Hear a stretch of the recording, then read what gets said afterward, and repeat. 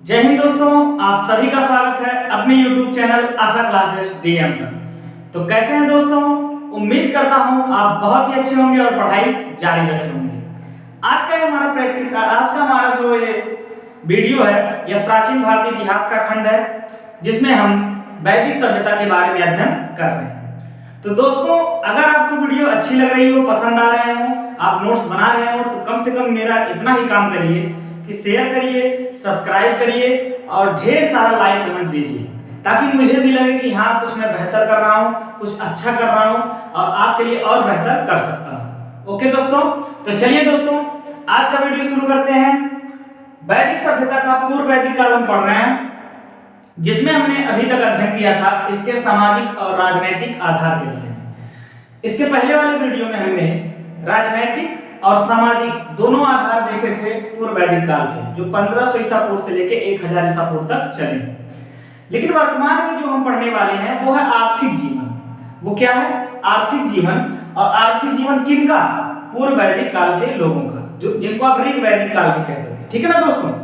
तो कैसा था इनका आर्थिक जीवन, थोड़ा सा देखते हैं। अर्थव्यवस्था का मुख्य आधार क्या होता था? पशुधन।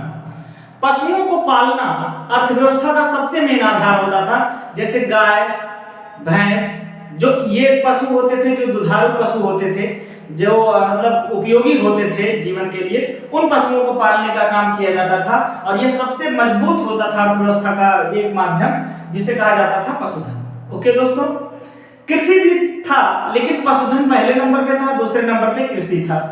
कृषि के लिए ऋग्वेद में 24 मंत्रों का उल्लेख मिलता है। कृषि के लिए कितने मंत्र उल्लेखित होते हैं? 24 मंत्र।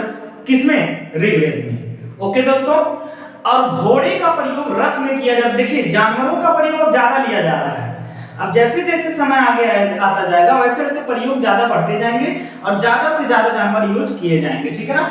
तो घोड़ों का प्रयोग किया जाने लगा रथ में। जो युद्ध करने के लिए रथ पे राजा लोग जाते थे, उस रथ में प्रयोग किया जाने लगा। तो घोड़ों का प्रयोग कहां किया जाने लगा? रथ में। और आवागमन के लिए भी करते थे, एक स्थान से दूसरे स्थान पे जाने के लिए भी करते थे। ठीक है ना दोस्तों? चलिए, गाय को अघन्य कहा जाता था। बहुत इंपॉर्टेंट ये लाइन है। ये लाइन आपके लिए बहुत ही इंपॉर्टेंट है। अघन्य यानी ना मारने योग्य। देखो, आर्यों का मतलब वैदिक सभ्यता का सबसे प्रिय पशु कौन सा था? गाय सबसे प्रिय होती थी। और गाय को ही ये लोग क्या कहते थे? अघन्या। अघन्या का अर्थ होता है कि ना मारने योग्य पशु। इसको मारा नहीं जा सकता, इसको पाला जा सकता है, इसका ख्याल रखा जा सकता है, मतलब इसे इसकी परवरिश की जा सकती है। इसीलिए गाय को क्या कहा जाता था? वेदों में अघन्या कहा जाता था। और वेदों में इसका उल्लेख कितनी बार मिला है? 176 बार। 176। और दोस्तों, बहुत इंपॉर्टेंट है, इसको आप लोग लिख लीजिएगा, बहुत बहुत बार पूछा गया है, तो वेरी वेरी इंपॉर्टेंट है। गाय को अघन्या कहा जाता है। ठीक है ना दोस्तों? चलिए, उद्योग भी थे, लेकिन सीमित थे। जैसे बढ़ई, कुम्हार, जो छोटे हथकरघा होते हैं उद्योग, उस प्रकार के थे। रथकार, रथ बनाने वाले, पहिए बनाने वाले, बढ़ई, लकड़ी का काम करने वाले, कुम्हार जो आपके मट्टी के बर्तन या मिट्टी के बर्तन वगैरह बनाते थे, ये सब का उद्योग चलता था। तो ये सीमित था। कोई व्यापार दूर दराज लोगों से व्यापार ये लोग नहीं करते थे, अपने घरेलू ही अंदर ही सब कुछ करते थे। बाहरी जीवन से इनका कोई मतलब नहीं था। ठीक है ना? व्यापार जो होता था वो वस्तु विनिमय के माध्यम से होता था। सॉरी, यहाँ वस्तु लिखना भूल गया, यहाँ मुझे वस्तु लिखना चाहिए, तो आप लोग ध्यान दीजिएगा दोस्तों। वस्तु विनिमय, मुद्रा का प्रचलन नहीं था। देखो दोस्तों, हम लोग गांव में भी देखते थे पहले के दौर में, आज के 8-10 साल पहले। आजकल भी देखो होता है कि कोई गेहूं दे करके चावल ले लेता है, कोई सरसों दे करके कुछ और उसके बदले, मतलब एक अन्न के बदले, एक वस्तु के बदले दूसरी वस्तु।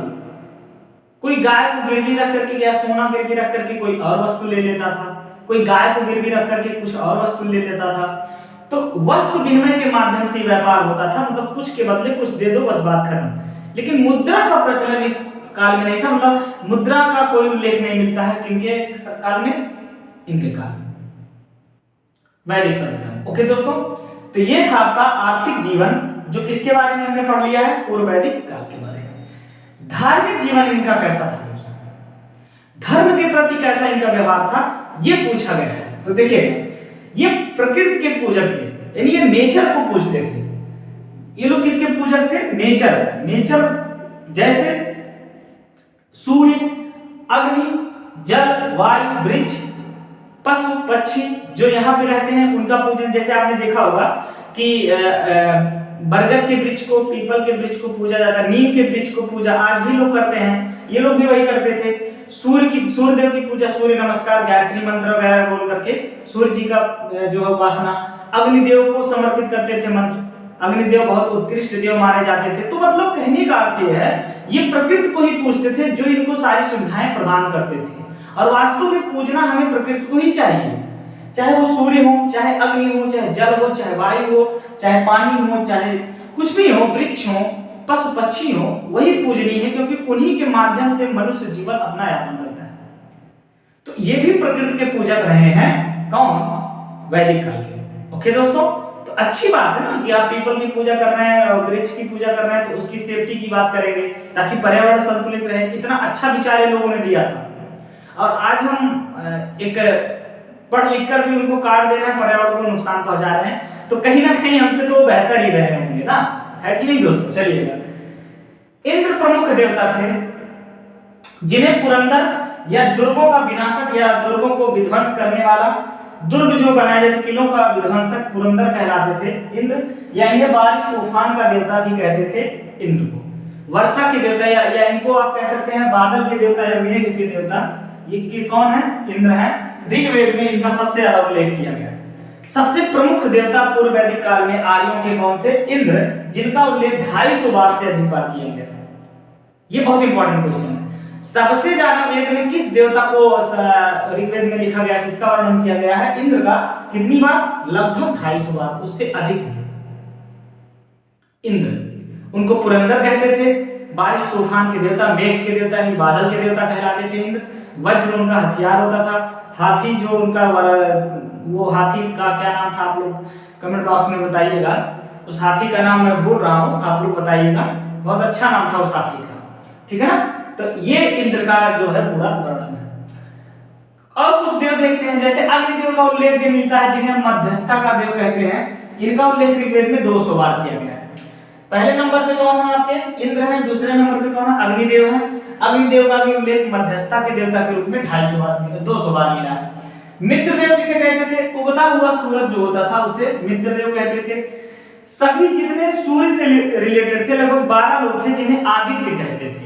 ये 12 लोग जो देव होते थे वो आदित्य कहलाते थे, और उन्हीं में से एक थे मित्रदेव, जिन्हें उगता हुआ क्या कहा जाता था? सूरज, ठीक है ना? अश्वनी देव ये चिकित्सा के देव थे। 2 अश्वनी कुमार हुए थे जो चिकित्सा के क्षेत्र में अपना योगदान देते हैं, जो पूरे औषधियों का जिन्हें ज्ञान होता था, वनस्पतियों का ज्ञान होता था, जड़ी बूटियों का ज्ञान होता था, उन्हें अश्वनी कुमार कहते थे। अश्वनी देव किसके समर्पित देवता थे? वनस्पति के, चिकित्सा के।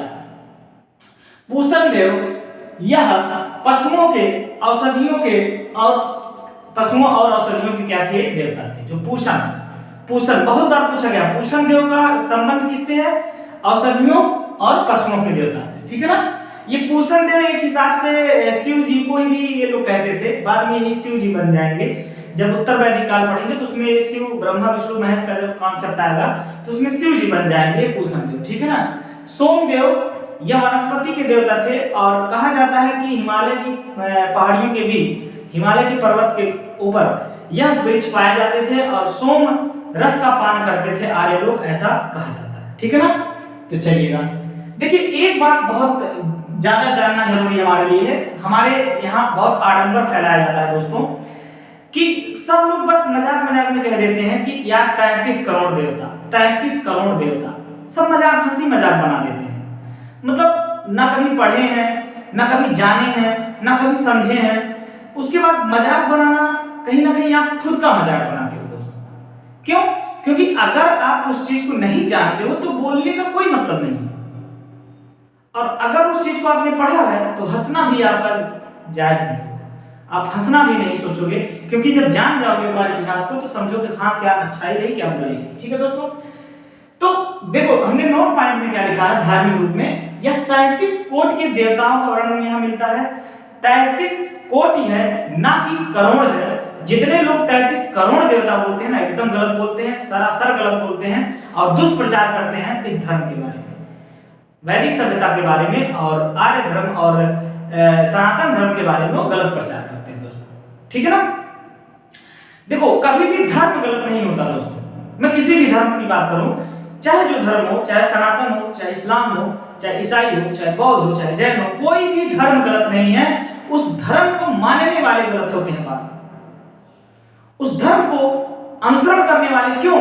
अब गलत ही वो लोग होते हैं जो लोग कभी उस धर्म के बारे में ना तो पढ़ा, ना तो जाना, ना तो समझा, ना तो कुछ तरीका सीखा, ना तो कभी उसके इतिहास को पढ़ा, ना तो कभी देखा, ना समझने की कोशिश की।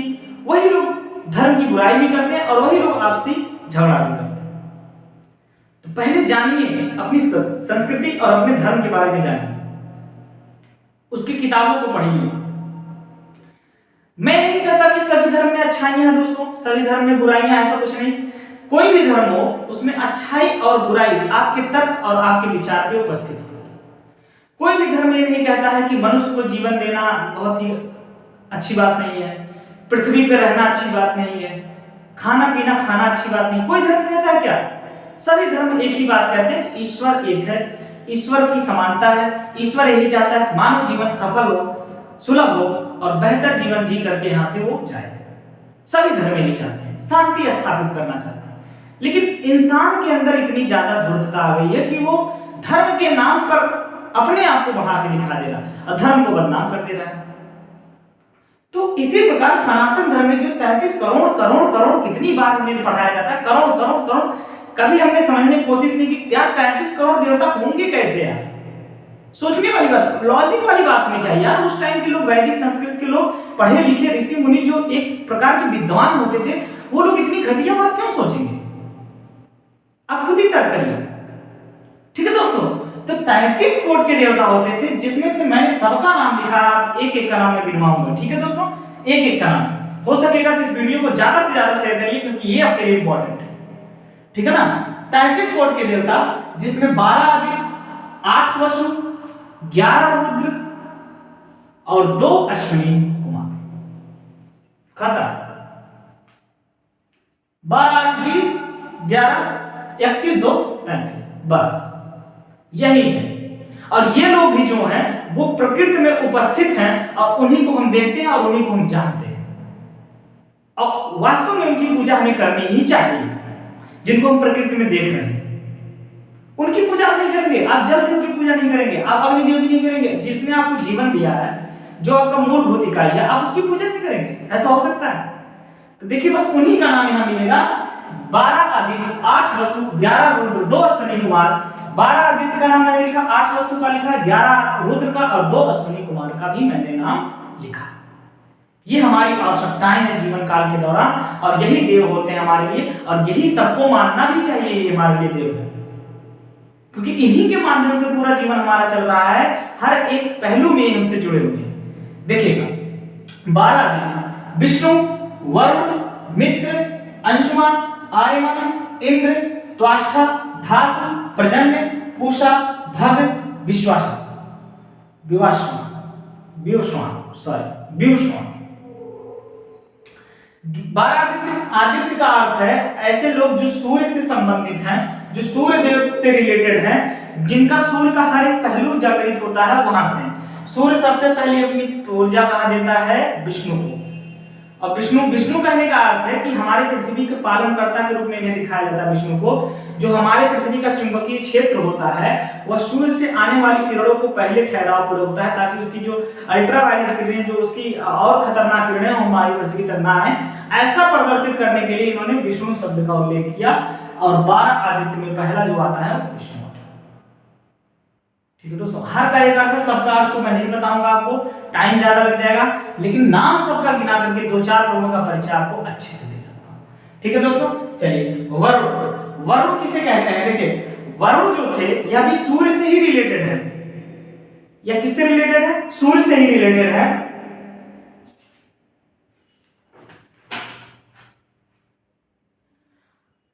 और वरुण को कहा जाता है जब सूर्य भगवान को छुपा करके बादल बारिश करते हैं तो जो छुपा हुआ सूर्य होता है वही क्या कहलाता है? वरुण। ठीक है दोस्तों, मित्र, अंशुमान, आर्यमान, इंद्र, त्वष्टा, धातु, प्रजन्य, पूषा, भग, ब्यूश्वान। ये 12 आदित्य हैं। 8 वसु कौन कौन से हैं? आप, ध्रुव, सोम, धर, अनिल, अनल, प्रत्यूष, प्रभास, अनिल, अनल, प्रत्यूष, प्रभास, ये 8 आपके क्या है? वसु। ओके दोस्तों। 11 रुद्र कौन है? शंभु, पिनाकी, गिरीश, स्थाणु, गर्भ, भव, सदाशिव, हर, शिव, शर्व, कपाली। सिंपल सा है, ठीक है दोस्तों। 2 अश्विनी कुमार हैं, नासत्य और तस्त्र, जो चिकित्सा के क्षेत्र में ज्ञात थे। ठीक है दोस्तों, ये 33 नाम आपको याद होने चाहिए। कोई भी अब आपसे कहता है कि 33 करोड़, तुरंत टोकिए उसे और बोलिए कि नहीं, 33 कोटि के देवता लिखे गए हैं और वो कौन कौन से हैं? 12 आदित्य, 8 वसु, 11 रुद्र और 2 अश्विनी कुमार। सबका नाम गिना दो उन्हें, बोलती बन। ओके दोस्तों, और उचित यही है। हम लोग कोटि को करोड़ करोड़ समझते हैं, गलत है। कोटि का अर्थ होता है सबका एक विशेष स्थान, ठीक है ना? सबका एक क्या है? विशेष स्थान है, और एक सबका विशेष काम है। या थे आपके 33 कोटि के देवता, जो बहुत ही अच्छे और प्रदर्शित ढंग से आपको दिखाया गया दोस्तों। धन्यवाद। आप लोग बताइएगा, अगर वीडियो अच्छा लगा तो जरूर बताइएगा। आप लोग एक बार स्क्रीनशॉट ले लीजिए।